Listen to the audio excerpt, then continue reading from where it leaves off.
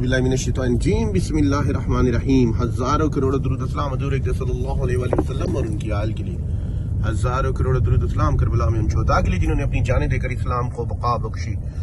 हम मौजूद हैं उस मदरसे के बिल्कुल पास जहाँ पर रात को एयर स्ट्राइक किया गया है भावलपुर में कराची रोड पर, और यहाँ पर इंतहाई सख्त सिक्योरिटी के इंतजाम किए गए हैं। पुलिस और रेंजर्स और साथ ही पाक फौज के जवानों ने इस जगह को चारों तरफ से घेरा हुआ। वो सफेद गुंबद आपको नजर आ रहे होंगे। पाकिस्तान की जिंदा दिल जो अवाम है वो जोग दर जोग यहाँ पर मौजूद है और इस जगह को देखने के लिए चक्कर भी लगा रहे हैं और अपनी पाक फौज से यकजहती के लिए यहाँ पर कड़ी धूप में भी मौजूद हैं। सिक्योरिटी के काफी सख्त इंतजाम हैं। दोनों तरफ से उस रोड को बंद कर दिया गया है और यहाँ पर यहाँ से वो मनाजिर कुछ साफ दिखाई दे रहे हैं, इसीलिए यहाँ पर काफी ज्यादा रश है लोगों का। ये आपको देखें